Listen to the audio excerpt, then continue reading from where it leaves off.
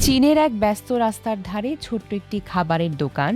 দোকানটি খুব বড় নয়, আর সারাদিন দোকানের সব কাজ একাই সামলান এর মালিক। ব্যস্ততার মাঝেও একটি বিষয় তিনি কখনোই ভুলতেন না, দোকানের সামনে থাকা একটি পথবিড়ালকে খাবার দেওয়া। প্রতিদিনের মতো সেদিনও দোকান বন্ধ করার প্রস্তুতি নিচ্ছিলেন তিনি।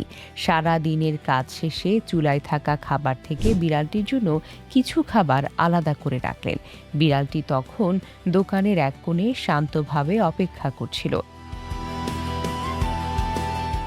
দোকানদার খাবার হাতে বিড়ালটির দিকে এগিয়ে যাচ্ছিলেন। ঠিক সেই মুহূর্তে ঘটে গেল অবিশ্বাস্য ঘটনা।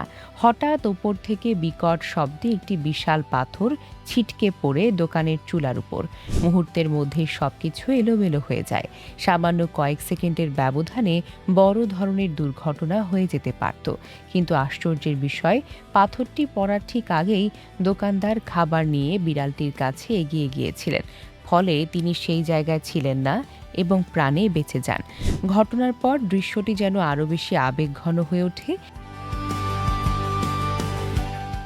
যে বিড়ালটিকে প্রতিদিন নিজের খাবার থেকে ভাগ দিয়ে খাওয়াতেন দোকানদার, শেষ পর্যন্ত সেই বিড়ালকে খাবার দিতে যাওয়ার মুহূর্তটাই যেন তাকে মৃত্যুর মুখ থেকে সরিয়ে দিল। এই ঘটনার সত্যিটা এক অদ্ভুত পরিণতির কথা মনে করিয়ে দেয়।